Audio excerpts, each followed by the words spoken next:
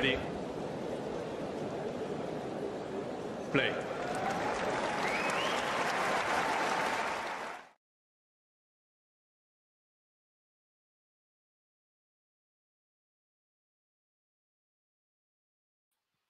Good afternoon, good morning, good evening, wherever you are tuning in from. As it says there, just warming up, getting ready for today's episode of the 20 Minutes. I apologize. It's been a day or two since I was with you. Sleep was necessary after what was a pretty hectic first 9 days at the tournament where we were just covering things night and day. So I caught up on a bit of sleep, and I'm back with you here for today's episode of the 20 Minutes. Get in the live chat. Let me know your thoughts on the tournament so far, but obviously in particular, the quarterfinals that have taken place over the last 36 hours or so. I will begin with today's quarterfinals. I will have a quick a look back at some of the other matches that took place over the last sort of 48 hours or so that we've missed out on in particular, but also a look forward to the semi-finals. So, first of all, today, what have we had? Well, hopefully we can get these up on the screen for you. I think they should be there okay now. Let's have a quick look. Yes, they are. Good. So, Andrei Rublev. By the way, we've got four matches here on the screen. You can see all four quarterfinals that took place today on both the men's and the women's side. But to give you an idea on the lack of perhaps enthralling excitement, they all fit on the screen. Why? Because only one wasn't completed in straight sets. That was Ben Shelton against Tommy Paul. More on that shortly. First on our list, and by the way, get your comments in and your questions in. Make sure you hit the like button. Don't forget to subscribe. Also, feel free to contribute with a super chat. If you get in a super chat, of course, I will put it up on the screen and also give you a big thanks because you are helping Talking Tennis continue throughout this tournament. And by the way, we're going to be bringing you matches thick and fast, even as we get towards the latter end of the tournament. We've got semi-finals, and then obviously the finals coming up. All of the singles matches remaining in this tournament will be live on Talking Tennis. So hit that like button, subscribe to the channel if you are new, and send in a super chat. Okay, so as I said, I'll come to your questions and points at the end, but for now, let's concentrate on the four matches that took place today. Let's start with the most recent one, the last one on Rod Laver Arena, Novak Djokovic against Andrei Rublev. Where can we begin? Djokovic is through to his 10th Australian Open semi-final. He's won all of his previous 9. He's won all of his 9 Australian Open finals. He's lost once on tour, and I'm not including the Felix match, over the last 7-8 months, I think it is more or less, since Wimbledon anyway. He's only lost once. Since that defeat to Rafa Nadal at the French Open, he's probably played about 40-plus matches, and he lost that one. And that was against Holger Rune when he was a breakup in the third set. So his form is top, but he didn't need to bring his top level today. Andrei Rublev on the other side of the net did not bring his top game. The only way that Andrei Rublev was going to win that match today is if he was on A+ and Djokovic was on B-. Djokovic may have been on B-, but B- for Novak Djokovic, by the way, beats 99% of the tour, especially on the Rod Laver Arena. And to be honest with you, it was enough today because there were so many occasions I was like, Andrei, why are you going in that direction with the shot? You've got an open court to look at. You're putting the ball in the only place where Novak can get a racket on it.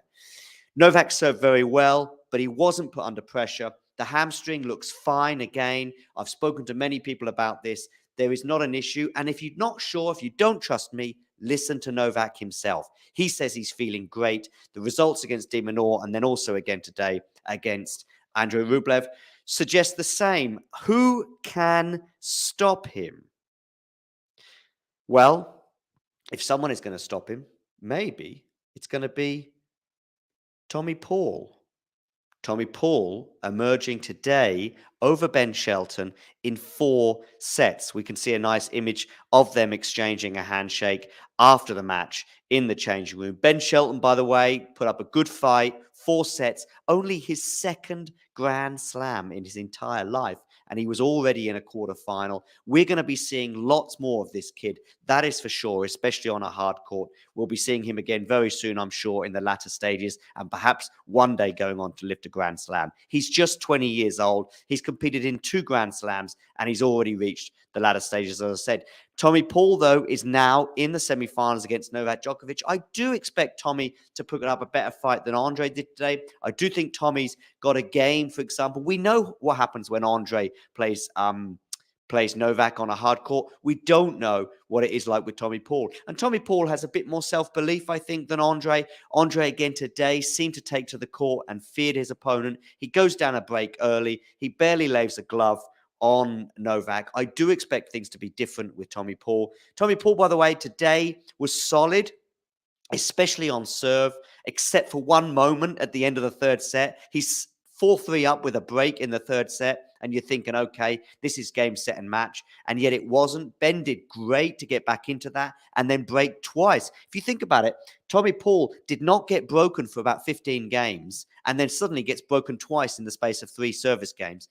Shelton gets it back, but an early break for Tommy Paul in the 4th set was enough to set him on a collision course with the 9-time Australian Open Grand Slam winner. 9-time Australian Open winner and 21-time Grand Slam winner, Novak Djokovic. That'll be in the semifinals on Friday. That'll be second on Rod Laver Arena because the other men's semifinal between Khachanov and Tsitsipas will be on first. Okay, just quickly on those 2 semifinals. How do I see them going? I do see Novak winning. I do see Tsitsipas winning. Tsitsipas, don't forget, is 5-0 against Khachanov, who he'll be playing on Friday. It'll be first up on Rod Laver Arena at around about 4:30 in the morning, I believe, Central European time on Friday, with the second one coming a few hours later. I am anticipating a Novak Stefanos final. I do think, by the way, that Stefanos has got to lift his game. Coming back to his match that he played yesterday against Yuri Lehecka, it was pretty ugly, if I'm honest, from both sides of the net. But I think Tsitsipas did not play well. Perhaps you could say that is a compliment to the Greek, that he can play that badly and still make a Grand Slam semi-final. But I think he's going to have to play better against Khachanov. I think he will play better against Karen Khachanov. And again, in the final, he'll have to raise his level, another level up, particularly if he plays Novak, of course, where things generally have been fairly one-sided in that rivalry, with the exception, of course, of the Paris-Bercy match of late that they had in end of October, beginning of November, I think it was, especially on a hard court anyway. That is still to come.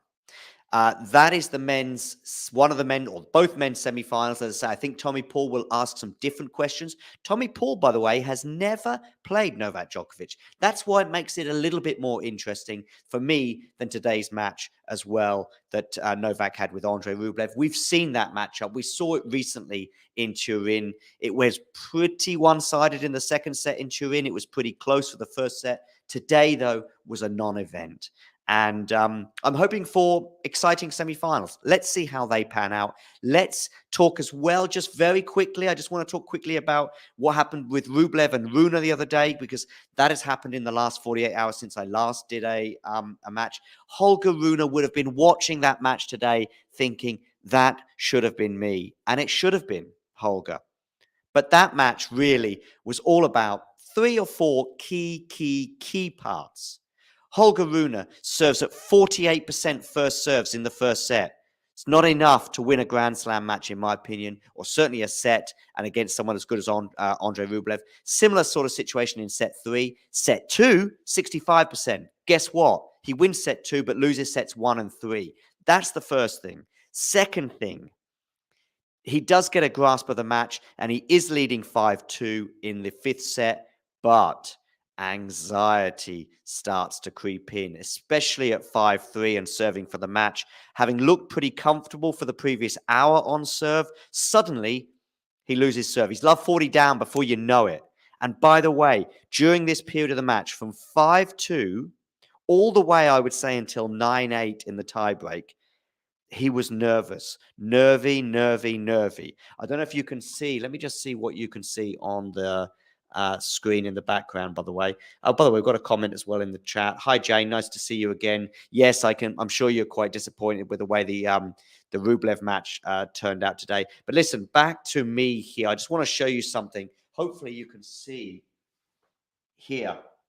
Here, imagine this is one half of the tennis court. This is what was happening with Holger Rune, and it was probably the biggest sign of his anxiety. You can lose games, you can lose points, you can be lucky, you can be unlucky. Perhaps you can be nervous, you can not be nervous. But the key really that showed just how nervy he was Holger Rune was not hitting the ball in the risky areas of the court. He was not going close to the lines. He was playing it super, super cautiously. The ball was constantly landing here, and Rublev was eating it for breakfast. The only time, and this, by the way, continued even in the tiebreak when he was 5-love up, the only time when he really finally relaxed was at 9-8, by the way, in that tiebreak, facing match point. He's over in the backhand corner here. He's got basically nowhere else to go, but in a way, he's feeling better. For the first time, the pressure is off him and on his opponent. He's over here in the backhand corner. What does he do? An unbelievable backhand shot down the line. That's the only time he felt comfortable from 5-2. Unlucky on the match point, but for sure, Holger was devastated in that press conference. And today, he will have been watching that quarterfinal thinking, I would have asked on Novak Djokovic more questions than he did get asked today. Okay, let's bring it back. Let's get to the women's, by the way, semi-finals. They will be contested by, let me just have a quick look here. They will be contested with Magda Linette, will be in her first ever Grand Slam semi-final. She, of course, has beaten Garcia. She, of course, has beaten Kontaveit. And today she beat Pliskova. And it was pretty comfortable for the Pole, particularly in the second set. I did feel as though Pliskova at times, especially in the last couple of games, really did lack the belief. It felt almost like she was just quite pleased to get off the court. Very disappointing for Pliskova again. Her pursuit of a first Grand Slam title continues, whilst Linette is in her first ever Grand Slam semi-final. She did really well to win the previous matches I just highlighted, especially against Garcia. Of course, she was a double break down in that first set before coming back to win it 7-6. So hats off to the Pole, and she will now play Aryna Sabalenka. Sabalenka winning in straight sets today as well against Donna Vekic. Sabalenka, by the way, has not lost a set this calendar year through Adelaide and also through the Australian Open. She remains undefeated, but not just that, she's not dropped a set. She won today 6-3, 6-2 over Donna Vekic, as I said. The first set, by the way, that doesn't really tell all the story. The first set was full of break serves, double faults as well, even returning to for Sabalenka. We remember how it was for Sabalenka a year ago when she was double faulting left, right, and center. Those double faults returned again today, but actually Vekic double faulted even more. I think about 12 in total, including about 8 or 9, I think it was in the first set alone. So as a result, Sabalenka proceeds. She's into the semi-final, where for me, she's the hot favorite against Linette. Other side of the draw will be a semi-final, of course, between Azarenka, the double Australian Open champion of 2012 and 2013. She's been rolling back the years. An excellent win for her against Pegula yesterday. Of course, Pegula was particularly frustrated. That was her first match at night. As well. She was complaining about the speed of the court. I think it did catch her out a little bit. But listen, Azarenka, hats off to her. She will now play Rybakina, who, by the way, is just purring on the other side of the draw.